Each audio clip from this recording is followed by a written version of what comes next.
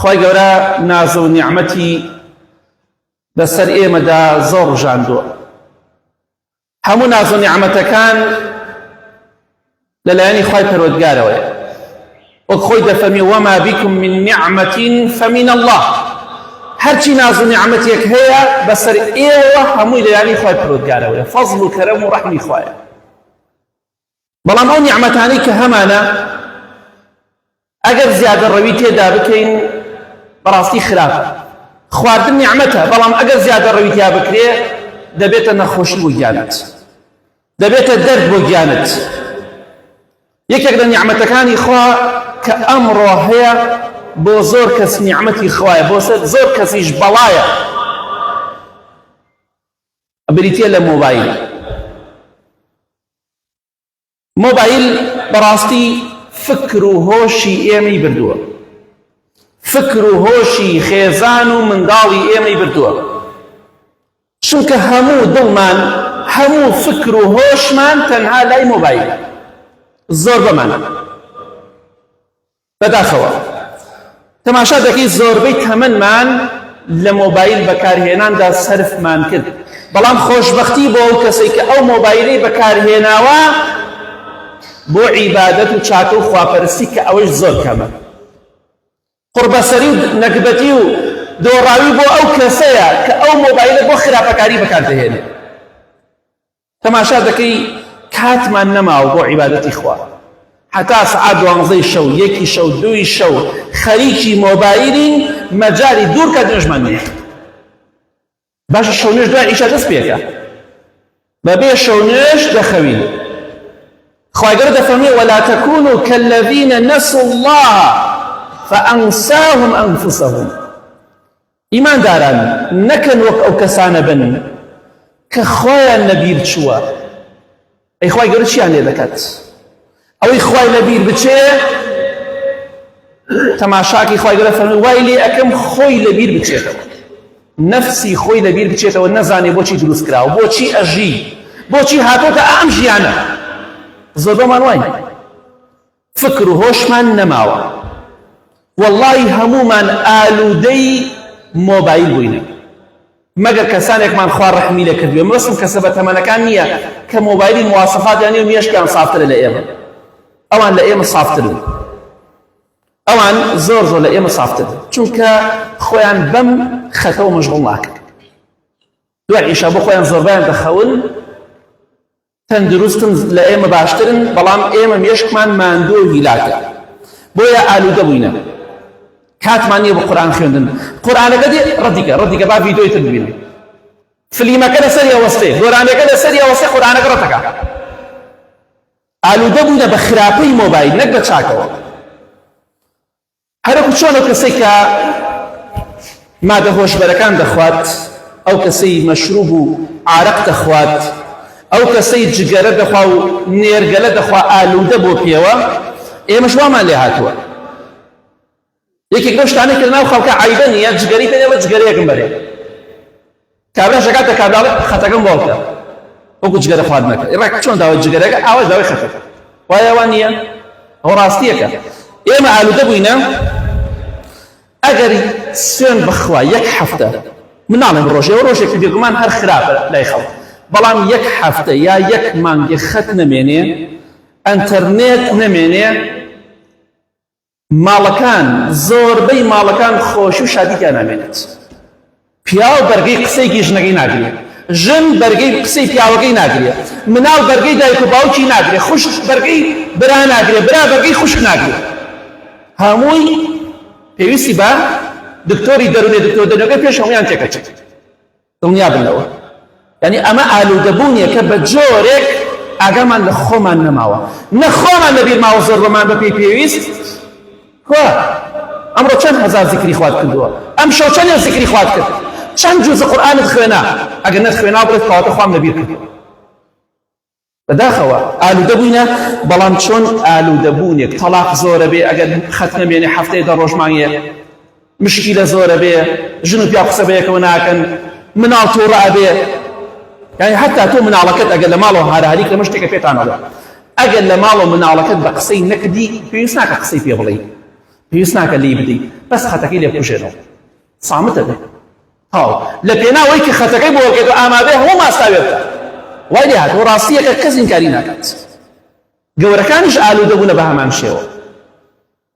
بەڕاستی ئەمە کارەساتێکی گەورەیە کە ئالوودەی مۆبایل بووینە بە جۆرێک ناتوانین بەبێ مۆبایل خۆشبەخت بین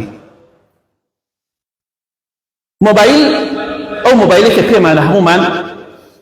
پارچەیە پلاستیکە یا غەیری پلاستیکە بەڵام بەعام پلاستیکە نایلۆنە بەڵام سەیرەکەی ڕۆحی تیان نییە ئەم مۆبایلی دەستی ئێمە ڕۆحی تیان نییە ناجوڵێتەوە هەلە خۆیەوە قووەت و هێزی نییە تەهدید و هەڕەشەی نییە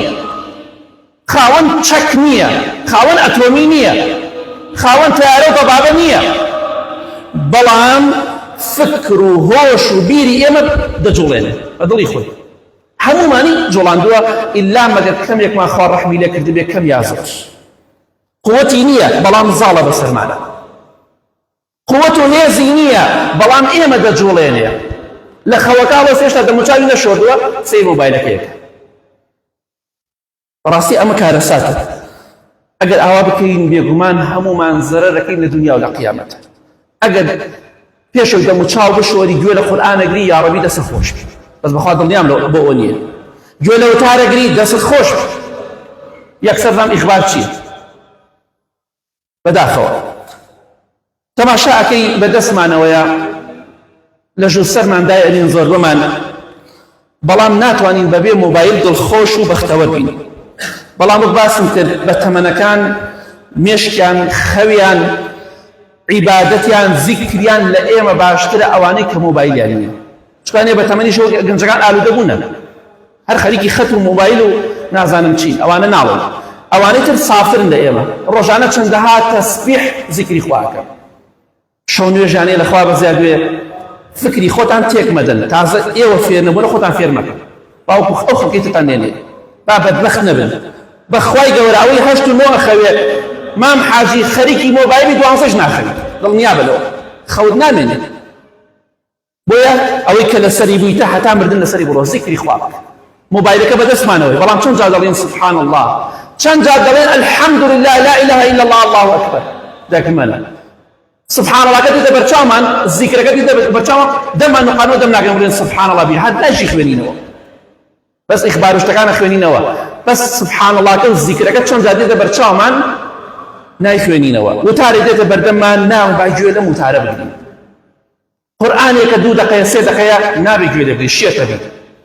جابوا الشيء تنين زمان طاوين موبايل شيء ماني كله بحث موبايلنا من ده بعد ده الشيء يا شيء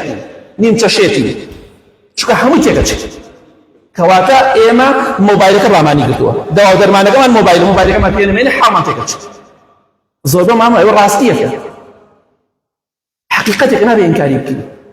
سوێن بەخوا زۆربەی ئەو خەڵکە ڕۆقەی شەرعی بەو کە قورئانی بەسەرا بخوێن هەموو گیانیان جوڵێت چونکە ئەمەنە جن زاڵ بۆ بەسەریا جنۆکە ئەمەنە ساڵ بۆ بەسەریا بە جۆرێک وەڵڵا تەحەمولی قورئان ناگا چاوی دار پاوکەوێت زۆربەمان تەحەمولی ناکەین حەزەی تاقی کرد پاڵکەوە هیتفۆنێ بکە گوێت و گوێ لە قورئان بێ و چاوت داخە بزانم چەندێکمان تەحەمول دەکەین بە چارەک بە نیم سەعات گوێ لە قورئان بکەین هەر کەسێکمان نەمانتوانێ و تەندروست نین و تەواو نین جن و شەیطان زاڵ بۆ بەسەرمانە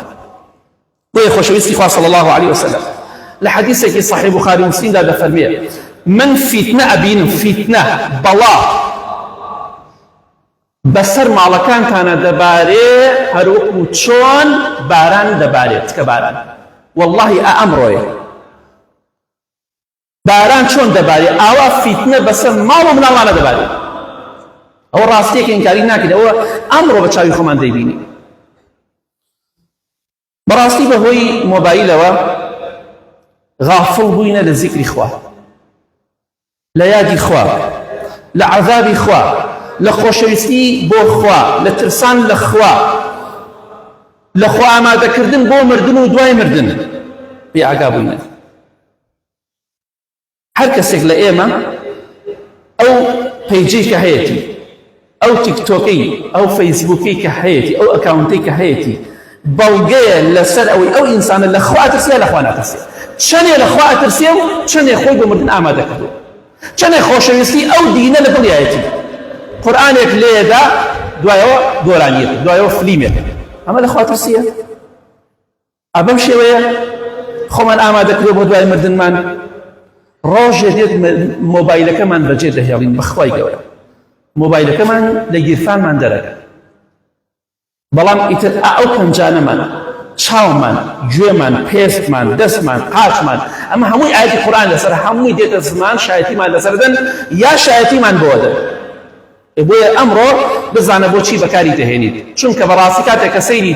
ئەکاونتی خەڵکی دەکەی دەزانی ئەو خەڵکە زۆربەی لەخوا نادەست زۆربەی لە مردن و لە قەبر و قیامەت نادەست زۆربەی خۆشەویستی دین لە دڵیان نییە چونکە ئەوەی کە دایبەزاندووە بەڵگەیە لەسەرەوەی کە خەریکی چی ئەوە ناونیشانی تۆیە ناونیشانی تۆیە پێناسەی تۆ ئەکات هەر خەریکە ڕەسم داگرتنە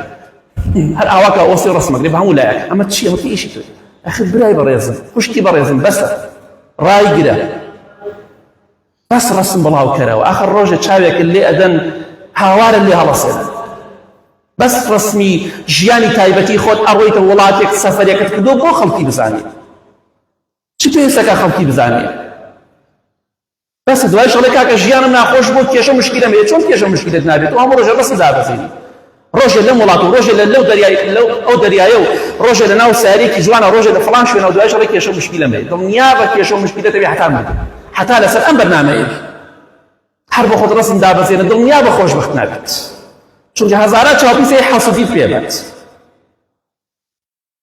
کەواتە ئاگاداری خۆمان بین پێغەمبەری خوا صلی الله علیه وسلم لە حەدیثێکی صحیح مسلم داهاتوە دەفەرمێ جاری وهەیە چەند چرکەیەک ساتێکی کەم بێئاگاییە دێ بەسەر دڵما بێئاگایی یەکسەر دەڵێم خوای گیان لێم خۆش بە 100 جار دەڵێم ئەستەغفر الله 100 جار پێغەمبەری خوا صلی الله علیه وسلم تەنها چەند چرکەیەکی کەم لەخوا غافڵ بێ زیکری خوا نەکا 100 جار دەڵێ ئەستەغفر الله خوای لێم خۆش بە چونکە من کەمێک لە تۆ غافڵ بووم ئێمە بێت چەند ملیۆن جار بڵێن ئەستەغفر الله چونکە خوامان لەبیر چۆتەوە چونکە ئەوە حاڵی زۆر بمانە کوا زیکری خوامان کردو کێمان ئەم شەو 100 جار وتمان سبحان الله کێمان ئەم شەو سورەتی تەبارەکمان خوێنا بۆی خوا لە عەزابی قەبرمان پارێزێت کێمان ئەمڕۆ سورەتی کەهفمان خوێنا بێتە ڕووناکیە بۆ دنیا و قیامەتمان کێمان ئەمڕۆ 100 جار زیکری خوامان کرد کێمان ئەمڕۆ 10 جار وردمان ئەستەغفر الله 10 جار ئەو حاڵی ئێمەیە پێغەمبەری خوا صلی الله علیه وسلم ئەگەر وای کردبێ ئێمە ئەبێ زیاتر بکەین ئێمە زیاتر ئەبێ خۆمان ماندوو بکەین نایە بڵێ وەک ئەومان پێ ناکرێت ڕاستەکە هێشتا وەک ئەو پێ ناکرێت بەڵام دەتوانی بڵێ ئەستەغفر الله بۆ ناتوانی زمانت نییە ئەی بۆ بە قسەکردن عیبت نییە بۆ بە سەعات تەلەفۆنەکەی عیبت نییە ناتوانی بەس چارێکی زیکری خوا بکەی دڵەکانمان ڕق بووە فويل للقاسية قلوبهم من ذكر الله خواهي قالوا دفرمي ويل بو كسانة بك لذكر خواتا غافون بآقان ضليان رقبوا ويل تياتشون بو كسانة بك كذكر خواناك اگه توش برجانا ذكر خواتنا هند جار ام موبايل داننا وعرزك بروغ فيك وبخط قرآن خلي يقول قرآن بقرأ يا بي يقول قرآن يقول تشارك يمين ساعات يا رجانا جزء قرآن خلينا رجانا قرآن دزانت ام موبايل تاو نبيك بحرك وايا أبي خند جات تو وازي لبيني تو طلاقي دي تو لي جابي تو إهمالي كي أجينا أو وازلتو نايني تو أتواني وازي لبيني بلام صابو وصر فكر هوش معنا بداخوا يا رب إخوة لقناها كمان خوش بي لقناها دايكو باوكم مردو كمان خوش بي يا إخوة قالنا في تدي موبايل مان باريزي يا رب العالمين آمين آمين آمين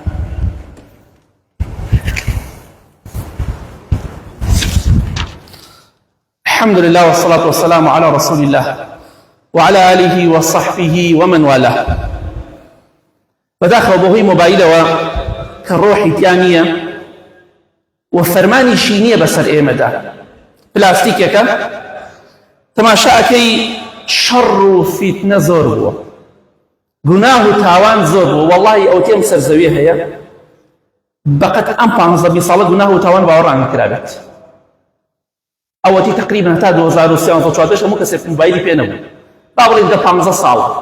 ئەم خەتە کە پەیا بوو بە تایبەتی ئەم خەتە مۆبایل هەر فیتنە بوو، بەڵام خەتەکە فیتنەکە و ئاژاوەکەی هەزار قات زیاد کرد. فیتنە زۆر بووە، کێشە زۆر بووە، شەڕ و ئاژاوە زۆر بووە، سیقە نەماوە لای زۆربەی خەڵکی، ئەمانەت نەماوە، خیانەت زۆر بووە، فڕوفێڵ زۆر بووە. چونکە پێغەمبەری خوا صلی الله عليه وسلم لە حەدیثێکی صحیحدا دەفەرمێ، صحیح بخاری مسلم، ئەفەرمێ وای لێ دێ لە پێش قیامەت فلا يكاد أحد يؤدي الأمانة حتى يقال إن في بني فلان رجلا أمينا. ويلي دي سيقا نامني خلقي باش نامني حتى أولين فلان بن مالا فلان عشرت پیاوی کی سیقیتی یک نفر برو بازارکان بدوای کسی کی سیقا گری برو میانک بو حیوان بکری ابي بدوای کسی کی سیقا گری برو بو حی صناعه ابي بدوای کسی کی سیقا گری بدوای هزار آفرته که دست ناگی بکی تخیزانی خود و آفرت زور بهم گنجکان بلام اوی که اتوی دست ناگی زوجه به همان شو يعني سيري كي كومالك ئاژاوە و کێشە و فیتنە دروست بووە ئەتەوێ فڵان کەس بێنی سەرێکی دەگەڵ چەندەها کەسە پەیوەندی هەیە کابراڵێ ئەوە عاید بە منەوە نابێت کەس بەداوماری کات ئەی خوایە من چ ئەمە کارەساتەکەیە بەڕاستی کارەساتە ئەمەیە ئەوە پێغەمبەری خوا فەرمووی صلی الله علیه و سلم دەڵێن فڵان بنە ماڵا کەسێکی سیقە هەیە لە فڵان عەشرەتە بەخوا ئەمڕۆ خەریکە وای لێ دێ وردە وردە خەریکە ئەوەش نامێنێت بەداخەوە چی کەسێک لە ئێمە ئەو کەسەڵێ وانیە من ئەڵێم وایە چی کەسێک لە ئێوە ئامادەیە مۆبایلەکەی بدا بەدەست کەسێک و دووسە سەعات لای بێ بە کەیفی خۆی سێنا مۆبایلەکەی بکە چێتان ئامادەن 3 ساعات 4 ساعات ساعاتی مۆبایلەکەتان بدەنە خێزانتان بیدا بە ئێوە بیدەن بە برادەرەکانتان بەبێ ڕەمز بیدەن بەدەست خەڵکەوە وەڵڵاهی هەتا ئەم دەقەیە من حتى أم دقيقة موبايلكم رمزي لسني حتى يصير رمز رسم موبايل أنا أول شيء الرمز داني دوه كاره زيادة دوه كاره سريكية يا جندلا بوي رمز دانية يا هندش كي تعبت أي حزن على خلبي زاني جندلنية لم دوش تقدر ناتش جاتك سجلي ما زاني كمان نعلم رمز حرام داي بختيان بونا كان هنيكس عليهم هنديكس داي أن يتشنك موبايلك بكون كيونا خمسين موبایلەکەی بشکێ خەمی لێ دێ ئەی خوای بی مەلایکە چاکەم بەخوا بەکەڵ نایوەستا بیبینی بەکەڵ وەستا نایە بەکەڵ نایوەستا نایە بەداخەوە بۆی کێمان ئامادەین چەند دقەیەک چەند سەعاتێک بیدەین بە کەسێک بە کەیفی خۆی بڵێ بۆ خۆت سەیریکە کاکە هەیە حەچی بەرنامە هەمووی ڕەمزی لەسەر دانا واتساپە تەلیگرامە نازانم چی هەر هەمووی ڕەمزی لەسەر بۆ لەبەرەوە ئیشی جوان نییە برو پەرێزی پاک نییە ئینا هەموو بۆچی ڕەمزێک داناوە معقولە هەموو شتێک ڕەمزی لەسەر بێ ئەوە ڕەسمەکە وتمان ڕەسمی تایە ئەیە مەکانتر بۆ هەذا ڕەسمی تایە دیارەشتی تایە بۆیە خەڵکی ئەمین کەم بۆتەوە هەر کەسێک وایە با بە خۆی دابچێتەوە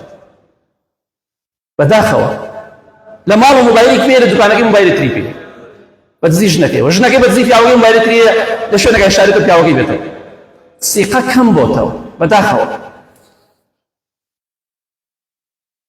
ئەم مۆبایلی کە پێمانە لە ڕاستیدا ئەو باسمان کرد بێ ڕۆحە بێ زەرەر و زیانە خۆی لە ڕاستیدا زەرەر و زیانی نییە ئەگەر ئێمە بە جوانی بەکاری بهێنین ئەتوانی وای لێ بکەین بۆ تاوان و خراپە بەکاری نهێنین وا کارێکی وەها نەکەین فکر و هۆشمان بەس لای مۆبایل هەیە خەریکی وتار بڵاوەکاتەوە قورئان بڵاوەکاتەوە بابەتی ئاینی ئەکرد دەتەسی خۆش بێ وەکو کتابێک وای بۆ خۆ دەیخوێنیتەوە بەڵام زۆربەی خەڵکی بۆ بەکاری نایەنێ بۆ پێکەنین ئەڕاتە پشتا پێ ئەکەنێ سەیری فیلمانە نەقتەوش دەکات هەر یعنی شەرمەکەی زەلامی وا ئەبینی پیاوی وا ئەبینی پێ ئەکەنێ لە هەندێک شتا هەر لە خۆتەوە شەرمەکەی حاشازی درۆ زۆر بووە فیلم هەمووی درۆی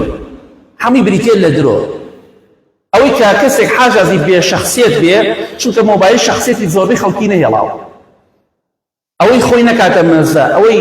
جوێن نەدا ئەوەی خۆی حاشازی سوخ نەکە خەڵکی گوێ لێ ناگرێت بەداخەوە بۆ خراپە بەکاری دەهێنین کێ گوێ لە پیاوی باش دەگرێت کێ گوێ لە وتار دەگرێت کێ گوێ لە قورئان دەگرێت کەم بەس ئەوانەی کە گاڵتە ئەکەن و فشکیات ئەکەن و کۆمەڵش باس دەکەن، ئەوانەی کە کچە مۆدێل و نازانم چین و ئەوانەی کە گوێ نەدەن تەماشا ئەکەی دەفڕن، لایکیان ئەفڕێ، بینەریان ئەفڕێ، بۆ لەبەرەوەی ئێمەش ئەشیامان بۆ کەسا نابێ. زۆربەمان لەوانەوە نزیکین، حەزمان بەوانەیە نەک دیندارەکە. معقولە مامۆستایە گوتارێکەدا قورئان خوێنێ، قورئانە خوێنێ،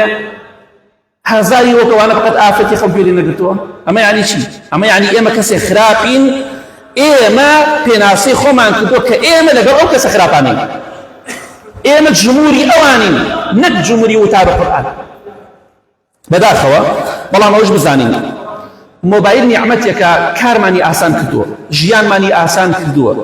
کەسابەت و ئیشمانی ئاسان کردووە، بەڵام لەولاشەوە بۆتە بەڵایەک بۆ زۆربەمان ئەوانەی کە بە خراپە بەکاری دەهێنن، بۆ خراپەکاری بەکاری دەهێنن.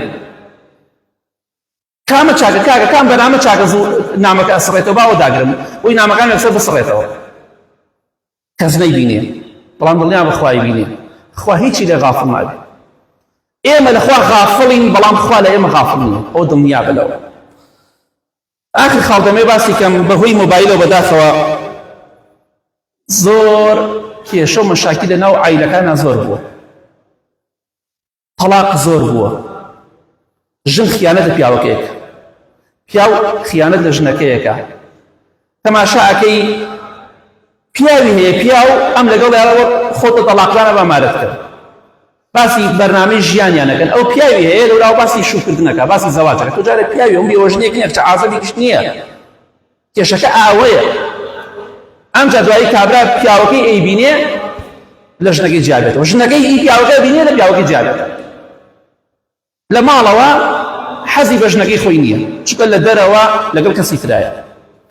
حەزی بە پیاوەکەی نییە، چونکە کەسی تر خۆشەویستەکەی ئەوە نەداوە بە کەسێکی تر تاقەتی پیاوەکەی نەماوە، یا پیاوەکە تاقەتی ژنەکەی نەماوە. ئەمە واقعی و ڕاستیە. خواخوایەتی ژنەکەی بڕاتەوە، خواخوایەتی پیاوەکەی بمرێ تەلاقیدا. ئەمە کارەساتی ئەمڕۆی بەهۆی مۆبایلەوە ئەم شتانە زۆر بووە، ئەوەی کە هەتە لە ژنی هەیە قەناعەتی بە ژنەکەی خۆی نەماوە. قەی ناهەیە ژن هەیە خراپە یا پیاو هەیە خراپە، بەڵام هەیە عیبیتیان، ئەڵێ پیاوەکەم دەرەجەیەکە، ژنەکەم دەرەجەیەکە، بەڵام حەزم پێی نییە. لەبەرچی؟ لەبەرەوە دڵی لە شوێنێکی ترە، دڵی لای پیاوێکی ترە، دڵی لای ژنێکی ترە. تەماشاکەی هەندی ئافرەتی هەیە، چەندەها ئافرەتی لانی گوێشیان لە من بێ دوایی، ئەڵێ وەڵڵاهی ئەو مۆبایلی بەدەست پیاوەکەمەوەیە و ئەزانم هەوێ من وەکو هەوێ سەیرێکم، ئەوە نەڕقم لێت. لەبەرچی؟ لەبەرەوە ئەم پیاوە ئاگای لە ژن و مناڵەکەی نەماوە، خێزانیشت پێویستی بە تۆیە. هەندێک جار مۆبایلە خەتەکە بکوژێنەوە، مناڵەکان کۆ بکەوتەوە قسە بکەن، ژن لە غورفەیەکە، پیاو لە غورفەیەکە، مناڵ لە هەرێکی لە غورفەیەکە. عائیلە خێزان هەمووی لە یەک ترازاوە.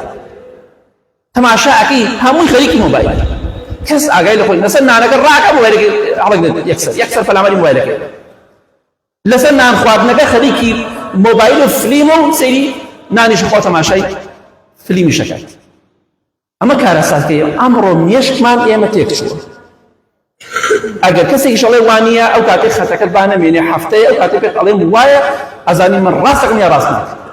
ئەو کاتە دەرەکەوێت دەرناکەوێت کە مۆبایلەکە پێ خەت پێ عیبی سافی،